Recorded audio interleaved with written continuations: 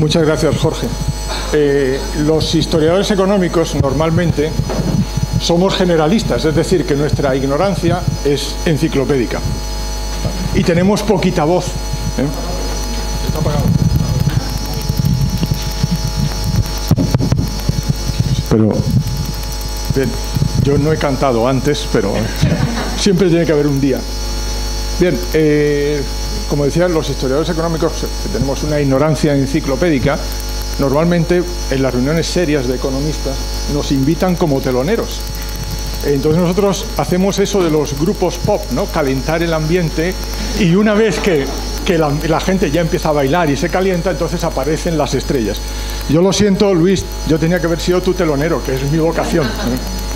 Bien, naturalmente yo voy a tratar de hacer algo mucho menos riguroso, pero al mismo tiempo más audaz. Esto aquí que tenéis es la evolución de la renta nacional neta disponible. Esto forma parte de las estimaciones que estoy a punto de distribuir probablemente la semana que viene del Producto Interior, de las cuentas nacionales históricas para España desde 1850 hasta ahora. He utilizado la renta nacional neta disponible porque me parece que es lo que más se aproxima a lo que nos interesa a la hora de hablar de la distribución de la renta. Esto está en escala semilogarítmica y, por tanto, lo que veis es que pues la pendiente nos da una idea de a qué velocidad aumenta la renta disponible por persona, y los cambios obviamente son proporcionales. Entonces, todo el debate actual está sobre lo que ha ocurrido aquí. A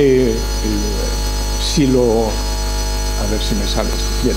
Esto es lo que ha producido la alarma sobre la desigualdad, como antes Rafa Domènech mencionaba, ¿no? Es una caída de un 11% en la renta nacional neta disponible por persona. Ese 11% es solo comparable a lo que ocurrió entre 1929 y 1935. Por tanto, nos tenemos que ir a la guerra civil para que haya una caída de ese volumen, pero al mismo tiempo hay que tener en cuenta que el nivel de renta es muy superior al punto de partida. Para que nos hagamos una idea, en los últimos siglo y 2/3, la renta por persona disponible es entre 12 y 13 veces mayor, y el PIB per cápita más de 15 veces. Por lo tanto, la gran pregunta que surge aquí, y esa es la que yo voy a intentar contestar, es cómo ha afectado este crecimiento a la distribución de la renta. Es decir, aquí tenemos dos posibilidades. Una, la posibilidad latinoamericana, donde hay un trade-off, una compensación entre crecimiento y desigualdad. Es típico que en América Latina, a lo largo del siglo XX, cuando ha crecido la renta, ha aumentado la desigualdad. Y hay un trade-off. Están mejor en términos promedio, pero las desigualdades aumentan. El caso español, el caso histórico español, ¿es uno de esos? ¿O es un crecimiento benévolo, donde la parte baja de la distribución también disfruta de ello? La siguiente cuestión es, voy a introducir un término que a los politólogos les es familiar, pero menos a los economistas, que es, hablamos de desigualdad, pero los politólogos nos han enseñado que el factor de alarma social, de conflicto, está asociado a la polarización. Entendido por imaginaos dos grupos, una homogeneización de la parte de arriba y de la parte de abajo, y que el centro se vacíe, que sería la desaparición, por ejemplo, de la clase media. Ese es el caso de España. Y finalmente quiero hacer una pregunta que a los liberales nos inquieta, y a mi amigo Rafa Dobado más, y es, ¿pero verdaderamente la desigualdad importa? ¿O es otra cosa lo que nos importa y estamos simplemente mirando algo que es indirecto? Bien, debo aclarar que como buen liberal decimonónico, la desigualdad sí importa, en mi opinión. Entonces quiero empezar diciendo una cuestión que me parece importante, y es, yo no puedo, por el tipo de datos que utilizo y porque voy a hablar de lo que ocurre en los últimos 166 años, no puedo utilizar la sofisticación y el rigor de Luis o de los que me van a suceder en el uso de la palabra. Pero quiero recordaros una frase de Kuznets en su Presidential Address de 1955, donde dice que la especulación, siempre que no nos conduzca a a hacer afirmaciones contundentes, puede ser una manera intuitiva de plantear el problema y una manera de proponer hipótesis para que la investigación luego contraste. Este es un poco mi propósito. Es decir, lo que trato de hacer en esta presentación y en otros trabajos es provocar, espero, a la generación siguiente para que haga con rigor lo que yo hago dando grandes brochazos. Es decir, esto es esos cuadros que cuando va uno al Reina Sofía o al Museo Thyssen se encuentra en la entrada. Son unos cuadros enormes y están pintados por un pintor, pero a veces de brocha gorda. Luego uno entra y ve a Tiziano, ve a los grandes pintores. Yo lo que voy a hacer es ese cuadro de brocha gorda. Bien. Esta es la evolución de la desigualdad en España en los últimos 166 años. Entonces, me parece interesante fijarnos dónde es lo que estamos discutiendo. ¿Qué es esto? Es el aumento de desigualdad que ha habido entre 2007 y 2013. Si nos remontamos en el tiempo, veremos pues, que no es una evolución monotónica. Los niveles de desigualdad eran bajos en la segunda mitad del siglo XIX, fueron aumentando hasta la Primera Guerra Mundial, donde se alcanzan niveles que hoy llamaríamos brasileños o sudafricanos, un nivel de 54 de Gini en 1918. Y esto, pues digamos aquí, el crecimiento y la desigualdad parecen dos caras de la misma moneda, ¿verdad? Luego podemos entrar en ello. Luego hay una segunda fase que es interesante, que son los años 20 y 30 hasta la Guerra Civil, que son el descenso de ese periodo de fuerte desigualdad. Pensad, por ejemplo, para que os hagáis una idea, si queréis ponerlo en perspectiva internacional, entre 45 y 55 de Gini es donde hoy está Sudáfrica, o donde está China, o donde está, no sé qué otro país que tengo aquí apuntado. Sí. Sí, no, Brasil, exactamente, perdón. Quiero ser riguroso. China, Chile y la República Sudafricana. Entre 35 y 45, aquí es donde tendríamos a los Estados Unidos, la India, México o Argentina. Y por tanto podemos decir que en el primer tercio del siglo XX nosotros estábamos en esa zona, más en la de Estados Unidos y la India, pero en algún momento nos convertimos en Sudáfrica. Entonces aquí hay algunas cosas que para un historiador son interesantes, pero además yo creo que para el economista con curiosidad intelectual, y es lo que sucede, que ahora hablaré en un momento, en los años 20 y 30. Por ejemplo, si hacemos una encuesta en el metro a los pasajeros de que hubo causas, les preguntamos si hubo causas económicas de la guerra civil, lo más probable es que digan que sí, y si le decimos qué causa, nos dirían el aumento de la desigualdad y de la pobreza extrema. Bien, pues resulta, y eso es lo interesante de hacer investigación empírica, que el índice de Gini era muy alto en 1918, 54, todavía era 50 en 1925, y en 1935 había pasado pues a una cifra que no veo, pero era como 39. Es decir, habíamos pasado de Sudáfrica a Estados Unidos. Además, esto naturalmente lo podemos asociar a la urbanización, a la industrialización, y es interesante que en la Segunda República también nos podemos hacer la misma pregunta, y de nuevo hay una fuerte caída de la desigualdad entre 1929 y 1935. Y en esto podríamos hablar posiblemente de ciertas políticas de intervención pública. La segunda parte también contraintuitiva, o menos contraintuitiva, es el aumento que se produce de la desigualdad en el primer franquismo, que alcanza en 1953 otro máximo, ¿verdad? Entonces, este es interesante porque, digamos, habría una redistribución en favor de los más ricos en el primer franquismo. Pero quizá la última noticia, antes de pasar al resto de las cosas que quiero contar, es que la desigualdad, que hoy día nos parece muy alta, porque es verdad que ha subido 2, 3 puntos, de 4 si queréis, del índice de Gini, se sitúa en la misma banda entre 30 y 35 desde hace más de 50 años. Ciertamente desde hace 40 años, porque tenéis datos buenos, pero si os fiáis provisionalmente de mis resultados, desde comienzos de los años 60. Por tanto, aquí una implicación clara es el segundo franquismo es un crecimiento, digamos, de tipo benévolo, a diferencia de la pobreza y la redistribución hacia los ricos del primer franquismo. Y esto probablemente, algún politólogo nos diría, pues se puede asociar con la paz social en tiempos de Franco y la paz social en la transición a la democracia. Bien, la siguiente cosa que quería plantear, si consigo, es que, y esto es solo para los viciosos, sí. Dime. Esto como es, ¿quién es el moderador? Jorge, ¿no? Bueno, pues esto es baloncesto. Se interrumpe, se para el cronómetro.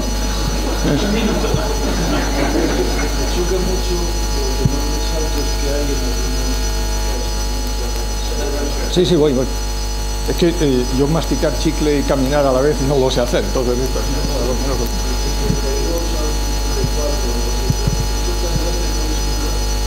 Hombre, el margen de error de estas estimaciones a lo mejor es más o menos 20%, más o menos 25%, pero la volatilidad es una buena pregunta, no lo sé.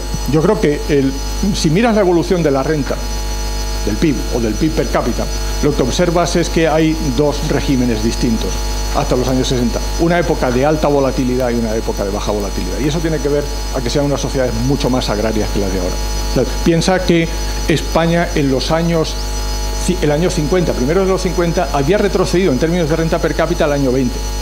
Se había desindustrializado, se había ruralizado. Por tanto, la volatilidad de todas las dimensiones económicas del primer franquismo, yo creo que están asociadas al peso de la agricultura. Pero evidentemente estos son hipótesis que mañana yo espero que alguien venga, alguien joven como Miguel Artola, y lo destroce, ¿no? Bueno, yo le vuelvo a dar aquí. Si ya podemos, pero... bien, para los muy viciosos, una de las grandes hechos estilizados en economía es si la idea de Kuznets se cumple. Es decir, la idea de que en las sociedades poco desarrolladas la desigualdad es baja porque el excedente a repartir, por utilizar terminología marxista, es pequeño.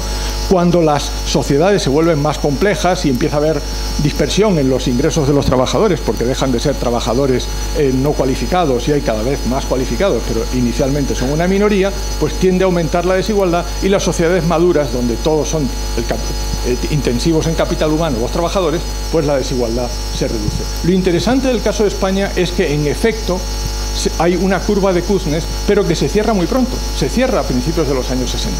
Y desde entonces estamos, mi amigo Branko Milanovic diría que a lo mejor estamos en la antesala de una segunda curva de Kuznets, ¿no? Un nuevo aumento de la desigualdad, pero yo no lo sé. Bien, la siguiente cuestión que quería decir es que yo esperaba que Ángel, su pregunta fuera: ¿has utilizado un dado o has dado rienda suelta a tu imaginación para construir los datos? Entonces, evidentemente no hay encuestas de presupuestos familiares. Hay presupuestos familiares, hay un gran proyecto a escala internacional que dirige Giovanni Vecchi, que intenta reconstruir a base de presupuestos familiares la distribución del mundo. Pero evidentemente yo estoy utilizando datos muy agregados y por tanto muy defectuosos.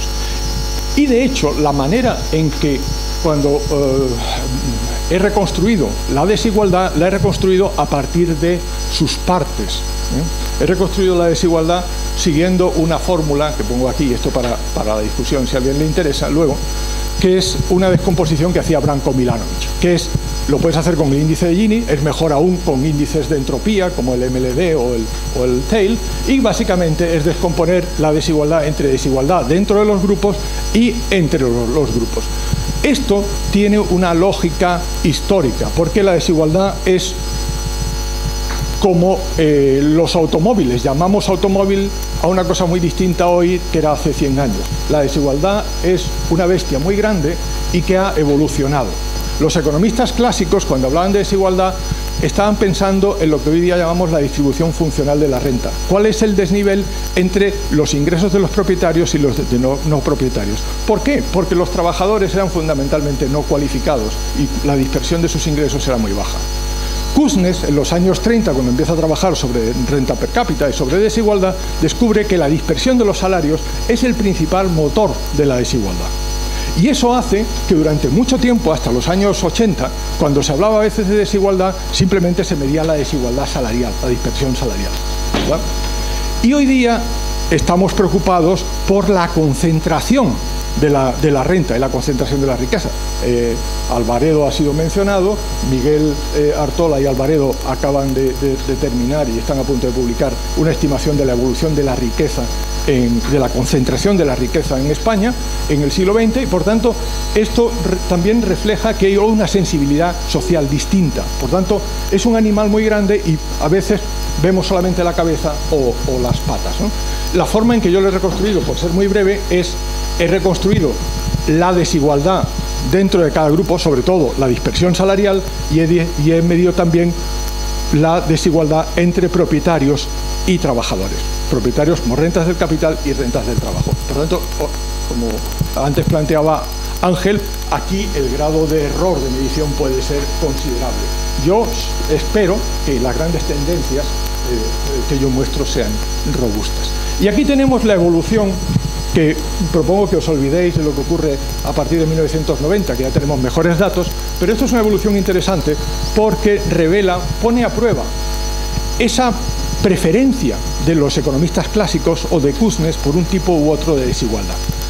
El índice de Gini total, que como veis no es en realidad una U invertida, es una OW invertida, se convierte en una U invertida cuando normalizamos por la renta, porque Kuznets hablaba de la curva de Kuznets era la comparación de la desigualdad con el nivel de ingreso. Como en España hay un salto atrás de los niveles de ingreso de los años 40 y primeros 50, en realidad estamos en esta parte, por eso se produce una U. Pero bien, lo que quería decir es que aquí tenemos dos desigualdades, lo que llamo desigualdad B o Gini B y Gini A. El Gini B, el morado ahora que está de moda el color, ¿verdad? Pues esto trata de medir la desigualdad entre grupos, en este caso entre propietarios, perceptores de ingresos como propietarios de capital y de recursos naturales, y los trabajadores. Entonces se observa, simplemente a simple vista, que la evolución del índice de Gini en España y la evolución del Gini B, el bache entre las rentas medias de propietarios y trabajadores, es el principal motor de la desigualdad hasta 1960. ¿Vale? Esto, si lo vemos para Alemania, termina un poco antes, y si lo vemos para Suecia, termina en los años 30. Perdón. En cambio, lo que observamos a partir de los años 60 es que el Gini A, es decir, la dispersión de la remuneración de trabajadores y de propietarios, es lo que determina la evolución de la desigualdad. Por tanto, hay una corroboración de que tanto los economistas clásicos como Kuznets se estaban fijando en lo que era importante. Entonces, por ejemplo, aquí, en esta historia, esto nos permite entender, por ejemplo, qué es lo que sucede antes de la guerra civil, en los años 20 y primeros 30. En realidad, está aumentando el Gini A, es decir, está aumentando la dispersión salarial, entre otras cosas porque es una economía más industrializada, hay una presión salarial fuerte, hay un descontento social, hay amenazas a la propiedad, como es bien sabido, en los años 30, y por tanto lo que ocurre son dos fenómenos paralelos. Aumenta la dispersión salarial y se encoge el diferencial entre rentas de la propiedad y rentas del trabajo. ¿Qué es lo que ocurre en el primer franquismo? Pues la dispersión salarial cae. ¿Por qué? Porque el país se ruraliza, el país se desindustrializa. Los sindicatos están prohibidos, no hay negociación salarial libre. Pero, sin embargo, ha habido una redistribución hacia los propietarios. Por tanto, lo que tenemos es que el Gini B aumenta y el Gini A baja. Lo contrario que en los años 20 y 30. ¿Vale? Por tanto, esto lo que plantea el siguiente punto es, en realidad, todo cuando pensamos en qué causa la guerra civil, no estaríamos a lo mejor ante un problema de polarización, porque estadísticamente se puede dar el caso de que la desigualdad medida por el índice de Gini disminuya y en cambio la polarización crezca. ¿Por qué? Porque desaparece la clase media y los extremos se hacen mucho más distantes que antes, pero mucho más homogéneos entre sí. Entonces, aquí una forma de calcularlo muy tosca es pensar en términos de bipolarización, y es comparar la ratio entre la desigualdad entre grupos, ¿verdad? Es decir, el Gini B, y la desigualdad dentro de los grupos, el Gini A. Esto se puede hacer con MLD, etc. Y lo interesante, y aquí tenemos los resultados, y muestra lo siguiente. Fijaos, hay aumento de la desigualdad en el siglo XIX y principios del XX, y aumento de la polarización. Hay aumento de desigualdad en los años 1900-1930 y polarización. Por tanto, tenemos bastante combustible para la conflictividad social. Sin embargo, en los años 20 y primeros 30 cae la desigualdad y cae la polarización. Por tanto, a lo mejor la respuesta es: no hubo causas económicas de la guerra civil. A lo mejor hay polarización étnica, polarización religiosa, polarización política, ¿verdad? Y luego, en el primer franquismo, tenemos aumento de la desigualdad y aumento de la polarización. Y si los datos, os fiáis de los datos, pues hasta a finales de los 80, primeros 90, donde la desigualdad es baja, sin embargo, aumenta ligeramente la polarización. Es importante ver que uno es lo que marca que haya polarización o no, por tanto estamos hablando de niveles bajos de polarización, ¿vale? Esto sí lo queremos hacer con MLD o con Tail, y es la misma historia, y por tanto me lo salto. Bien, comparaciones internacionales. Hay dos. En la excelente presentación de Luis, nos ha hecho referencia a la evolución comparativa. Y el diagnóstico, lógicamente, puesto que nos comparamos con aquellos a los que admiramos y a los que nos queremos parecer, pues la comparación con los países escandinavos no quedamos muy bien. Sin embargo, es interesante ver cómo evoluciona la desigualdad en los últimos 150 años, 140 años, poniendo a España en la perspectiva de otros países de la OCDE. Aquí, aunque no lo veis, esto es en parte para aquellos que llevan tiempo sin ir al óptico, es la gran oportunidad. Taparos un ojo, tapaos el otro y veréis. Y si alguien consigue ver que la línea punteada roja es el Reino Unido, pues no tiene que ir al oftalmólogo. Italia es la línea verde, Noruega es esta morada, esta azul más clarita Dinamarca, la marrón Estados Unidos y la negra Japón. Y la línea continua es España. Entonces aquí lo que es interesante es observar que la desigualdad española fuera muy alta a la altura de la Primera Guerra Mundial no es ninguna noticia, porque la desigualdad en Inglaterra o en Estados Unidos o en Escandinavia o en América Latina era muy alta. Lo que ocurre en los países occidentales es que a lo largo del siglo XX hay un descenso en la desigualdad. Kuznets ya lo había dicho, y Piketty, Alvaredo, etcétera, lo han enfatizado. Ellos tienen una interpretación política, como sabéis, son las dos guerras mundiales y la Gran Depresión lo que causa la reducción de la desigualdad, y el estado de bienestar y la progresividad fiscal es lo que impide que repunte hasta finales del siglo XX. Podemos buscar otras explicaciones. Lo que es interesante es que aquí en España se comporta perfectamente normal, menos el primer franquismo, que es una anomalía, es el outlier que podemos ver ahí. Y, de nuevo, hay otro outlier, otra anomalía, con la gran recesión que estamos viviendo. Pero el resto del comportamiento de España es bastante normal. Si os fijáis, está más o menos en la media, y quizá entre estos países, que los he elegido porque algunos tienen fama, los escandinavos, de ser muy igualitarios, pero no lo eran en el pasado. Y vemos pues que España, Italia, Estados Unidos son donde el repunte de desigualdad se ha dado con mayor intensidad. Por tanto, hay que ver lo que está ocurriendo ahora más en términos de anomalía que en términos de comportamiento histórico. Si vemos lo que ha ocurrido, y estos son datos de la OCDE, en los últimos del año 95 al 2014, estos son datos kosher, ¿verdad?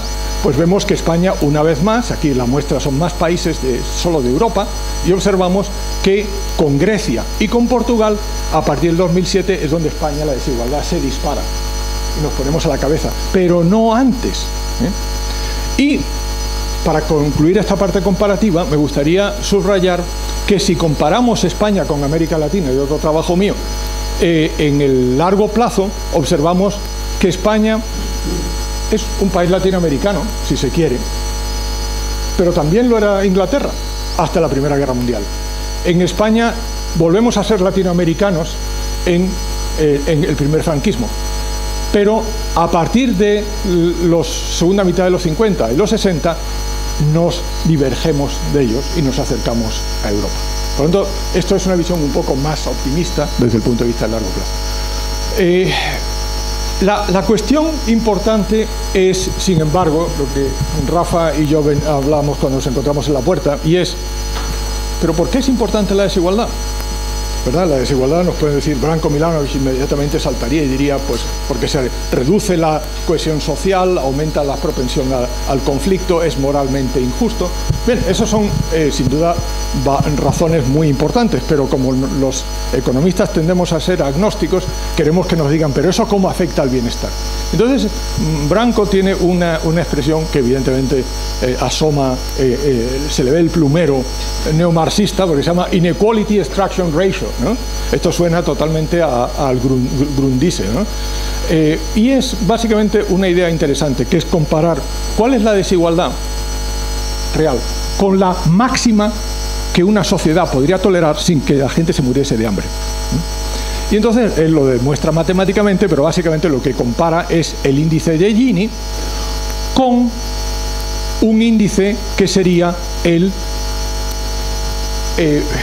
máximo posible.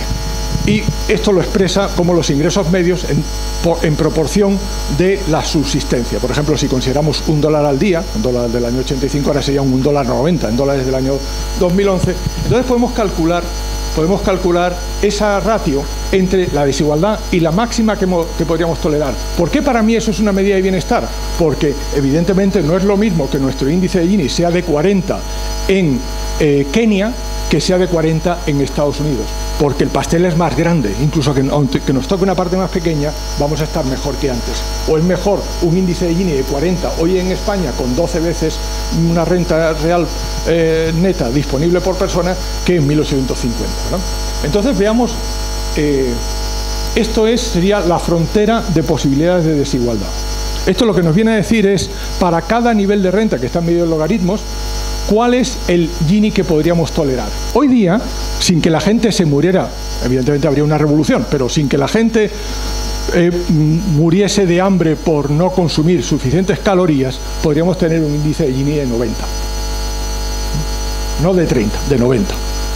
Por tanto, naturalmente nosotros podemos decir, bueno, pero es que como hablaba Adam Smith, o ha recordado recientemente a Amartya Sen, para que la gente no se avergüence de salir a la calle, de tener pues necesita un ingreso que no es el $1 al día.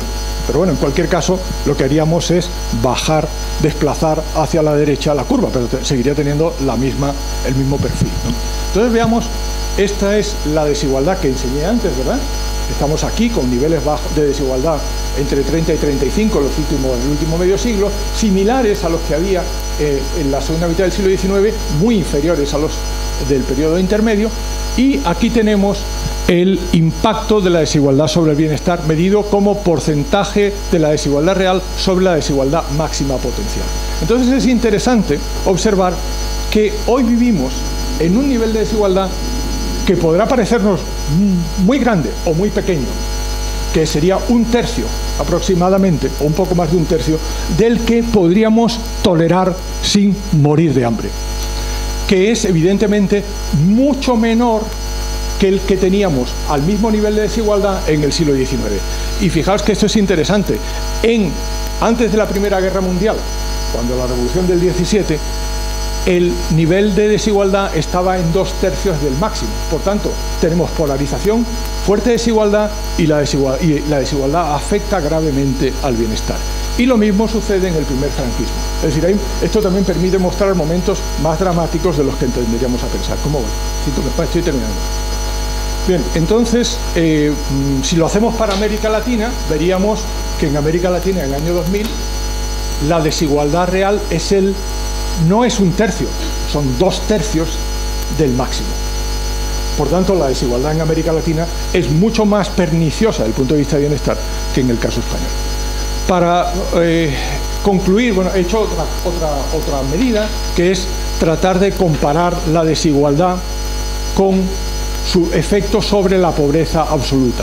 No pobreza como se mide en España, el 60% por debajo de la mediana, sino aquellos que viven con menos de $1 al día. En este caso son $1 al día del año 85. $2 al día es el umbral de pobreza absoluta que he puesto. En realidad serían casi $4 en PPPs del año 2011, ¿vale? Entonces, esto es interesante porque la pobreza absoluta, no la pobreza relativa, que es otra medida de desigualdad, la pobreza absoluta es la resultante de dos fuerzas. Una es qué ocurre con las rentas medias, aumentan o no, y otra es cómo se distribuyen. Y naturalmente importa cuál es el nivel de partida de desigualdad, cuál es el nivel de partida de renta, y podríamos hablar de, del punto de vista técnico, cuán importantes son las elasticidades con respecto al ingreso y a la desigualdad de la pobreza. Pero aquí yo he utilizado un modelo empírico de López y Servén que suponen que hay una situación de log normalidad, y entonces para medir el impacto del crecimiento y la desigualdad sobre la pobreza se necesita solamente ver cuál es la línea de pobreza con respecto a la renta media y cuál es el grado de desigualdad, ¿vale? Entonces, utilizando el modelo que Luis me pasó, pues he hecho una calibración para ilustrar lo que quería. Entonces, lo que se observa es que en España, a mediados del siglo XIX, la pobreza absoluta afectaba a la mitad de la población. Es decir, España era, pues no era Chad, no era Bangladesh, pero estaba más cerca de países un poquito más de nivel más alto, de África Oriental, por ejemplo, que de lo que está hoy día. Es interesante observar que hay una caída fuerte en la primera mitad del siglo XX, que se acentúa en los años 20 y 30, y se produce el gran repunte del primer franquismo. Y desde este punto de vista, y con los datos, con el modelo, porque yo estoy utilizando los parámetros y todo el modelo de López y Servén, ¿no? Simplemente para hacer esta calibración, la pobreza absoluta se habría erradicado en el segundo franquismo. Es decir, la transición la empezaríamos con niveles muy pequeños, si no inexistentes, de pobreza absoluta. El caso con América Latina es interesante porque mientras que en el caso de España, que es la línea roja, la pobreza habría desaparecido, en América Latina, pese a que la renta per cápita en el mismo periodo aumenta 10 veces, como la desigualdad se mantiene estable, se ha mantenido estable prácticamente en los últimos 50 años, el crecimiento solo, como decía Luis antes, no reduce la pobreza. Se necesita una reducción de la desigualdad. Por tanto, es otra manera de ilustrar que la desigualdad sí importa, no por motivos morales, sino por motivos de exclusión social. Bien, quería terminar, que me queda 1 minuto o 2. 2 minutos, perfecto, es lo que yo quería. Esta es la parte más interesante. Si me dieran más tiempo, bueno, son cosas que ocurren, ¿no? Entonces aquí, bueno, hay 2 cosas que quería decir. La primera cuestión interesante es lo de la guerra civil, que no lo voy a repetir, y la segunda es sobre en qué medida el franquismo tardío pudo favorecer la transición pacífica a la democracia. Pero lo que quería terminar es planteando una cuestión que ha surgido hoy y que también la ha planteado en perspectiva histórica mi colega Sara Torregrosa Hetland, y es ¿por qué la desigualdad no ha descendido en la democracia? En otras palabras, uno podría hacer una extensión y decir, a lo mejor es que la liberalización económica ha conducido a un aumento de la desigualdad. Y aquí, muy deprisa, quiero mostrar varias cosas. Esto es de la OCDE, por tanto estos datos son creíbles, ¿verdad? No como los míos. Aquí tenemos el índice de Gini desde el año 2004 al 2012, homogéneo con los países de la OCDE, que como veis están en el rango de 30 a 35.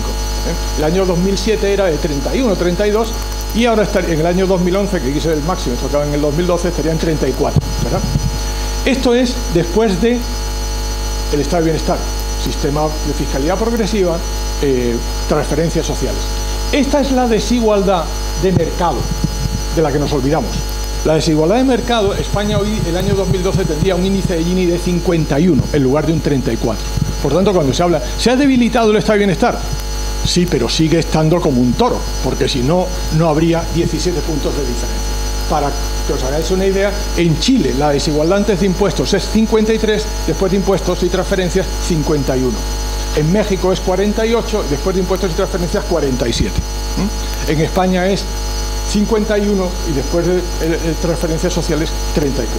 Por lo tanto, evidentemente, y además si pensáis del año 2007 al año 2011, mientras que el índice de Gini, después de transferencias, etcétera, aumenta 2 puntos, el índice de mercado de Gini aumenta en 6. Luego, evidentemente, no todo son malas noticias, ¿no? La siguiente cuestión es que este milagro que se hace en España lo hacen los países europeos. Suecia, Alemania, todas tendrían niveles sudafricanos o brasileños de desigualdad si no tuviéramos estado de bienestar, ¿no? Naturalmente alguien podrá decir, bueno, el estado de bienestar también tiene un coste de oportunidad, sin duda, pero digamos, a simple vista se puede decir que sin transferencias sociales y sin progresividad fiscal tendríamos una desigualdad brasileña o sudafricana, ceteris paribus, ¿verdad? Y este es el caso de España, ¿verdad? Y finalmente lo que quería decir sobre la liberalización, y con esto concluyo, se achacan, Piketty y sus colaboradores insisten mucho en que la liberalización es lo que subyace detrás del aumento de la concentración de la riqueza y de la renta en la parte alta de la distribución. Bien, una manera de contrastar esto es comparar indicadores de liberalización. Este es un índice que he construido recientemente para los países de la OCDE, que es libertad económica. Libertad económica entendida como libertad negativa, en sentido de Isaiah Berlin, ausencia de coerción y de interferencia en las decisiones de los agentes económicos. Bien, en el caso de España, claro, la película es complicada, no es monodónico. En el siglo XIX los aumentos de desigualdad se corresponden con aumentos en la libertad económica. Pero en la democracia lo que tenemos es un aumento muy marcado de la libertad y una reducción de la desigualdad de la segunda mitad del siglo XX para acá. Por lo tanto, me parece que esto es una vía interesante a explorar, pero que la primera impresión que sugieren Piketty y Sáez no se ve, a mi juicio, confirmada por la evidencia prima facie. Gracias.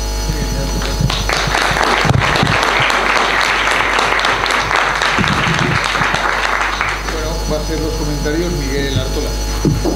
Si quieras, o coge el micrófono. Tienes que cogerlo. Bueno, muchas gracias por la oportunidad. Yo, por avisar antes, la verdad que este es un trabajo, el trabajo de Leandro es un trabajo que ya creo que es la cuarta vez que me leo el artículo. La primera vez fue haciendo la tesis, la otra vez fue hace 3 años, el año pasado de nuevo cuando estábamos escribiendo este paper y la semana pasada otra vez, con lo cual, y siempre que lo leo aprendo una cosa nueva o me apunto una cosa de cómo construir los datos y bueno, claro, y en todo este tiempo, desde la primera vez que lo he leído, se me han ido ocurriendo varias cosas, con lo cual tiene mucho de incorporar elementos y críticas que creo que cuando planteaste tú por primera vez este trabajo no conocías. Entonces, yo por ceñirme mucho a 10 minutos y creo que compartiendo el espíritu de marcar tendencias de que todavía que son en buena parte todavía hipótesis por confirmar o que tenemos que ir mejorando, yo sencillamente quería centrarme en 2 y luego una coyuntura. En primer lugar, bueno, de la construcción del Gini, creo que estoy la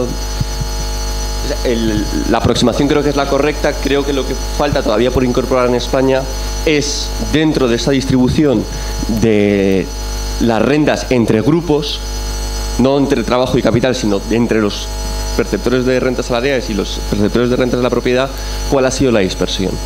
Entonces, los datos que tenemos sobre las rentas salariales creo que son, bueno, siempre son mejorables, pero partíamos de un buen nivel. Como bien señalas en el artículo, los trabajos sobre la concentración de la propiedad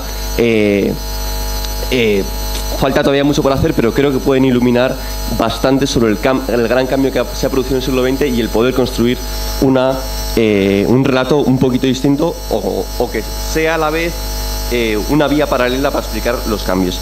Y tiene que ver fundamentalmente, no voy a darme demasiados minutos publicitarios, pero por lo que he estado haciendo en los últimos 2 años con Facundo Alvaredo y qué podría cambiar de la interpretación. Y tiene que ver fundamentalmente, ya digo, con la concentración histórica de las rentas de la propiedad. Nosotros hemos trabajado fundamentalmente con los datos de las herencias, es decir, que no son las rentas, es el stock propio, coges un momento determinado, como es la muerte, y tenemos básicamente datos del principio del siglo XX hasta los años 60. Desgraciadamente, esto a veces ocurre en la historia, hay mejores datos para épocas del pasado de determinados hechos que del presente, en donde no hay una buena estadística sobre las herencias en España. ¿A dónde quiero ir? En que lo he estado calculando este fin de semana porque cuál era, por ejemplo, el índice de Gini en la distribución de la propiedad en España, y a principios del siglo XX hasta la Guerra Civil era un índice de 0,9, es decir, una concentración extrema de la propiedad de la riqueza, no del flujo que se producía, sino del mismo stock.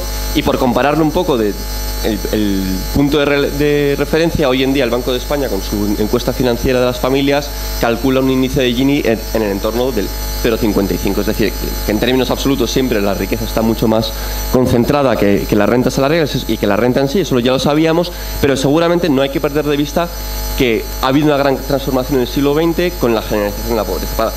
Para verlo de otra manera, en los datos que manejamos, hasta la Guerra Civil, más o menos 2/3 partes de los españoles adultos morían sin dejar nada, y la riqueza básicamente se distribuye entre ese tercio, pero en realidad entre el 1% que concentraban en torno al 60%, y si se amplía hasta el 10%, el 90%. Es decir, que los grados de concentración de la riqueza era extremo en aquel momento. Y ahí y el explicar ese proceso de desconcentración de la riqueza es fundamental. Entonces, cuando planteas los dos índices Gini, el Gini A y el Gini B, sí, de hecho, si lo pones, yo creo que se va.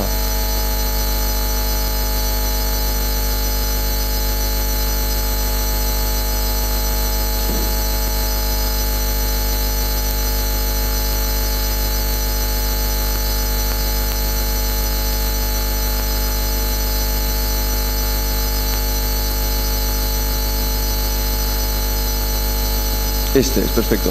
El Gini A es la línea más... Claro, entonces, yo sé que tú en tu trabajo lo que básicamente dices, tenías buenos datos sobre el Gini de las rentas salariales, y luego hiciste una extrapolación a las rentas del capital, suponiendo un nivel muy superior que oscilaba entre 0,7 y 0,8, y que luego los cambios iban en función del cambio de las rentas salariales. Mi intuición es que sería mejorable en el sentido de realmente desagregar el Gini A entre propiamente las rentas salariales, que creo que quedan muy bien recogidas en ese Gini A, y hacer una propia serie del Gini A de las rentas del capital, porque creo que ahí es donde realmente sí ha habido un cambio secular, en el sentido que yo lo que vengo a defender es que a principios del siglo XX, y seguramente para el siglo XIX no tenemos datos, pero la intuición me invitaría a pensar eso, estamos hablando de unos niveles de desigualdad extremos en el entorno del 0,85, 0,90, hasta llegar a los niveles actuales de 0,55, 0,60.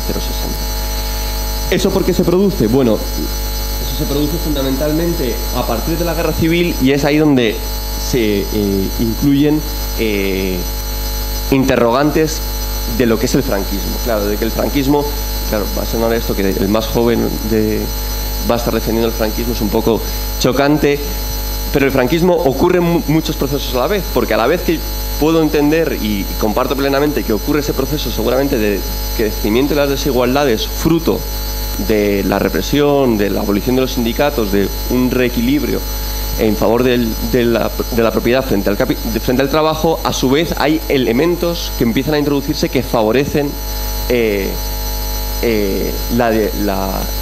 incremento en el número de propietarios. Y eso se ve, por ejemplo, muy bien en España. La serie más consistente que tenemos es casualmente el censo de vivienda. En 1950, en España, en las grandes ciudades, no en todo el país, porque a veces el censo de vivienda se toma solamente el total agregado del país, y en realidad el total agregado del país en 1950 enmascara dos realidades totalmente distintas. En 1950 el censo de viviendas del INE decía que solamente el 5% de las familias perdón, por ser exacto, el 5% de las viviendas estaban ocupadas por sus propietarios en Madrid. Hoy en día estamos hablando que en Madrid creo que está como la media nacional en torno del 80%. Es decir, que el gran cambio se inicia posiblemente con el primer franquismo, es en gran medida un fruto de luego el desarrollismo y se consolida con la democracia, pero que está todavía por explorar. Y luego la segunda parte de mi crítica tiene que ver, bueno, con, creo que cuanto más nos vamos hacia el pasado, la dificultad con medir las tendencias y con los datos. Yo siempre digo que en España creo que en general en muchas cuestiones hay mejores datos para los años 20 y 30 que para los años 40, desgraciadamente. O sea, que a veces esta idea de que cuanto más avancemos en el tiempo. Y tiene que ver con el salto de nuevo con el primer franquismo, que hay muchos historiadores que a nivel micro, cuando han estudiado, por ejemplo, pues el mercado laboral en el campo o el mercado laboral en la industria de Vizcaya, han señalado muchos de los factores que apuntas tú, Leandro, pero precisamente ellos han señalado que buena parte de ello ocurre inmediatamente nada más terminar la guerra civil. Y lo que me causa una cierta duda con los datos es que tu serie al fin y al cabo apunta que el gran crecimiento no es inmediatamente después de la guerra, sino en un periodo muy corto, del 48 a mediados de los 50 más o menos, o del 46. Entonces, sé perfectamente los problemas que hay detrás con los datos, pero que el tomarlo así, porque si no al final, si quitásemos ese pequeño década ominosa, por así decirlo, del 45 al 55, prácticamente estaríamos hablando de que todo el siglo XX es una caída de la desigualdad y que por tanto, aunque sea un periodo muy corto, sería necesario medirlo bien. Y que ahí es por donde yo introducir un elemento discordante y va a parecer hasta favorable al régimen. Ocurren cosas en los años 40 que pueden afectar a una redistribución y una reducción de las desigualdades que no han sido tenidas en cuenta. Y creo que la causa fundamental vuelve a estar en el mercado inmobiliario. La regulación de alquileres es verdad que como ley viene de antes, pero su gran efecto es en los años 40, cuando realmente se congelan los alquileres en un proceso de fuerte inflación, como acabo de señalar antes. Estaba muy concentrada la propiedad urbana, eso pudo tener un efecto que en buena medida no se entiende. Pero por lo demás estoy muy de acuerdo con las grandes interpretaciones y con que en ocasiones los grandes acontecimientos políticos no han tenido que ir de la mano ni de polarización social ni de crecimiento de la desigualdad. Y creo que lo que señalaba los años 30 estoy totalmente de acuerdo, y que de hecho buena parte de lo que ha hecho, por ejemplo, la historia agraria en España en los últimos años reafirma eso. En 1930, en vísperas de la República, de que se proclamara la República, en la agricultura seguramente había ocurrido una reducción de las desigualdades con respecto a finales del siglo XX. Si se mide, por ejemplo, la renta de la tierra puramente con respecto a los salarios, habían crecido más los salarios que la renta, con lo cual, en principio, se habían reducido las desigualdades. Eso no os olvides que para los protagonistas de la época, para los reformadores, para los partidos políticos, en buena medida, toda esa realidad todavía se escapaba y seguían todavía, en algunos casos, luchando contra procesos que las fuerzas del mercado y la modernización estaban poco a poco reduciéndose, pero eso no quitó, pues eso, para que 2 años más tarde hubiese un intento de reforma agraria con un sesgo bastante radical, como al final ocurrió. Pero bueno, creo que tu trabajo, pues siempre lo he visto así, como una primera vía para ir abriendo muchos pequeños campos que quedan por descubrir, y nada más.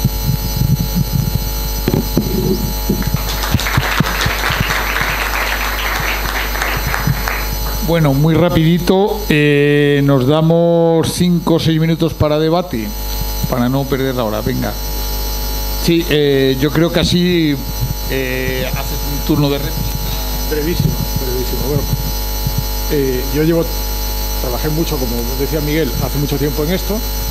Cuando uno hace un trabajo, la idea, al menos a mí me educaron así, es que cualquier conclusión es una hipótesis para la siguiente investigación y que esperas provocar y que los que vengan detrás te arreen, como hice yo con la generación anterior. Por tanto, gracias, Miguel. Brevísimas respuestas. ¿Descenso secular de la desigualdad en el siglo XX? Sí, creo que es así. En términos internacionales, lo que es una anomalía es lo que ocurre en el primer franquismo, que el primer franquismo, para mí, la autarquía no es del 39 al 58. El primer franquismo acaba a principios, en los primeros años 50. A partir del 53 la economía cambia mucho y hay una gran transformación del 53 al 58 sin la cual no se explicaría el éxito del plan de estabilización. Es decir, hay más continuidad de la que queremos aceptar. Me parece que el proceso de ruralización es lo que está asociado al aumento de desigualdad, porque en España, en mi opinión, la urbanización y la industrialización reducen la desigualdad. Me parece además que tienes tu razón, con vuestros datos se puede matizar mucho con la dispersión de las rentas de la propiedad, pero yo estoy partiendo de un Gini de la renta de la propiedad entre 0,7 y 0,8, entre 70 y 80, que está muy próximo a la desigualdad de la riqueza. Es decir, yo estoy poniéndome en un umbral muy alto, por tanto dudo mucho que dentro de la fórmula total del índice de Gini vaya a alterarse significativamente. Gracias. Turno de palabra. Rafa Dobado. Hola. Bueno, yo también me estoy medicando y soy historiador económico y por tanto puede que diga una tontería al cuadrado. Tengo dos preguntas para mi querido amigo y siempre maestro Leandro. Me parece observar alguna relación entre migraciones y cambio de la desigualdad. ¿Crees que esto es una tontería? Parece que las épocas de reducción rápida de la desigualdad vienen acompañadas de movimientos a través del espacio en España intensos. Esto no sé si le da mucha importancia en estos momentos, pero podría ser la falta de ellas algún factor que contribuyese a la pequeña reducción de la misma o al mantenimiento de altos niveles.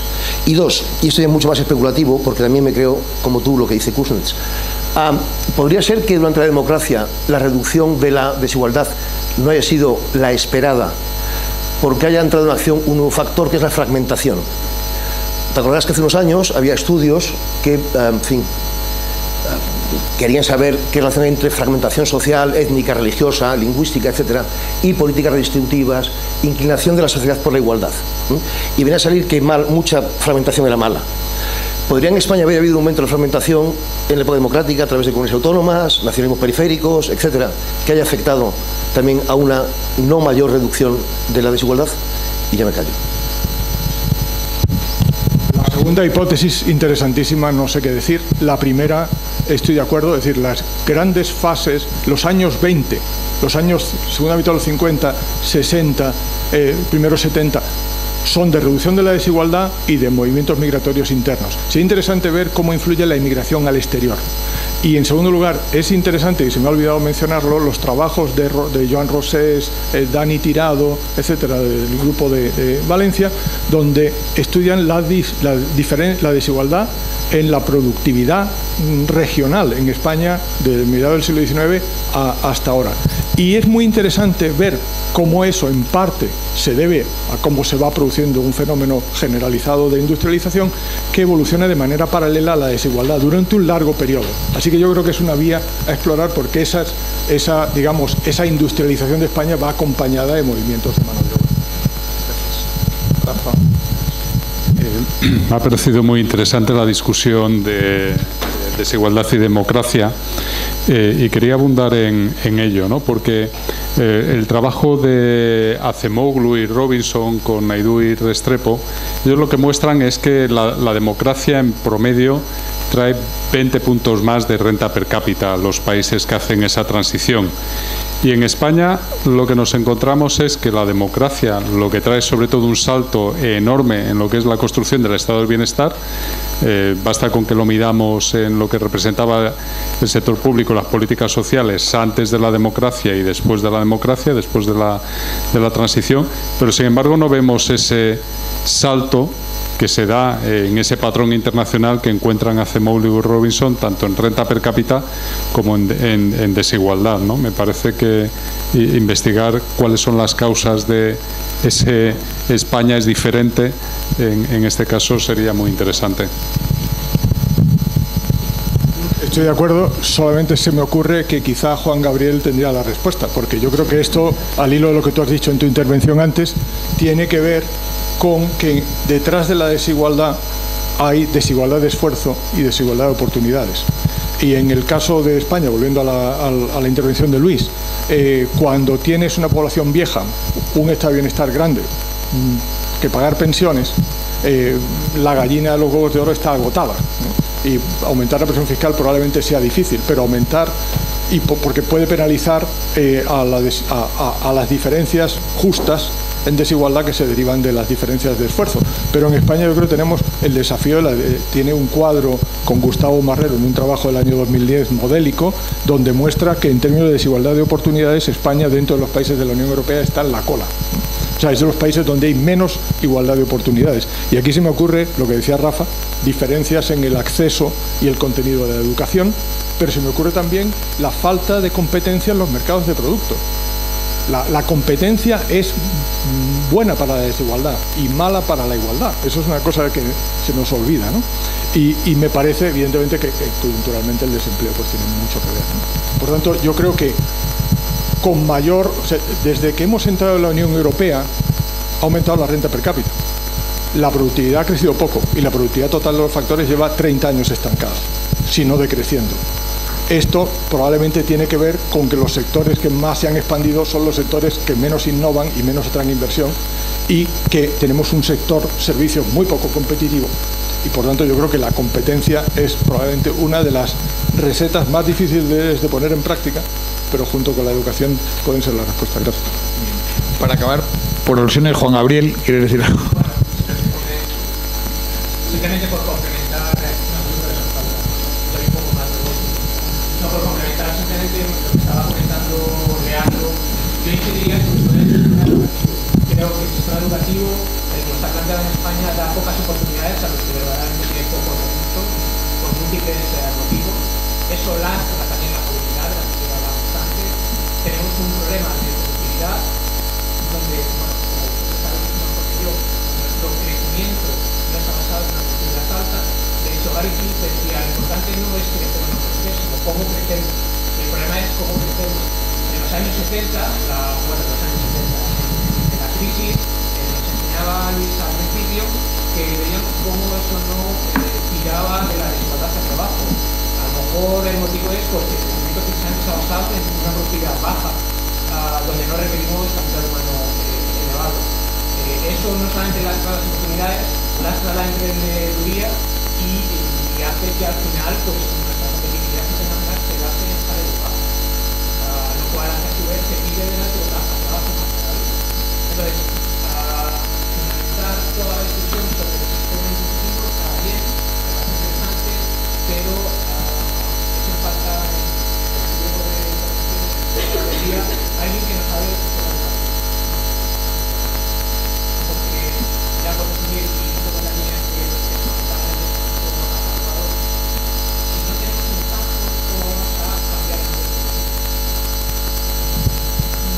lo de educación para la próxima, ¿no, Ángel? Mariano, había...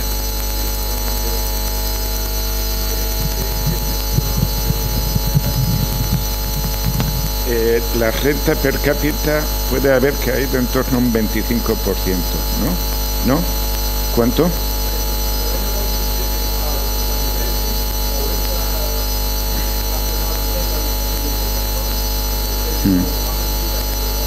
Un 11.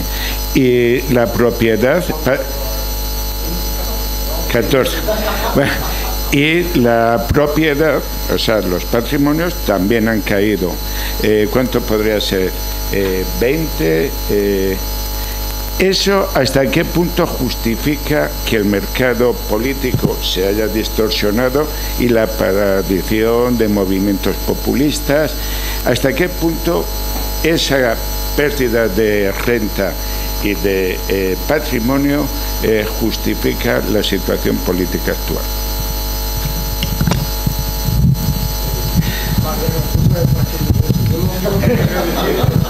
Que querría decir es que, como bien se han planteado, aunque ahora últimamente no lo recuerde, Piketty y sus colaboradores, la idea que ellos tienen es que las crisis afectan más que proporcionalmente a las rentas altas y a la riqueza de los más ricos. Y si uno compara los datos que han tenido poca difusión de Alvaredo y de Esteve sobre la distribución, la concentración de la renta llegando hasta el 2012, uno observa que mientras que el índice de Gini en la gran recesión del 2007 al 13 ha aumentado, la concentración de la renta ha caído considerablemente.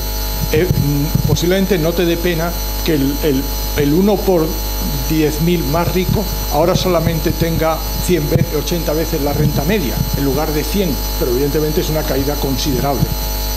Por lo tanto, yo creo que sí, la crisis ha tenido un efecto muy importante sobre las rentas altas. Sé que no es políticamente correcto insistir en ello, pero me parece que hay que insistir, ¿no? Pero en cuanto a los motivos de la desafección que vivimos, yo no tengo capacidad más allá de la de ciudadano medio para opinar, y me parece que el desempleo tiene mucho que ver. Muchas gracias.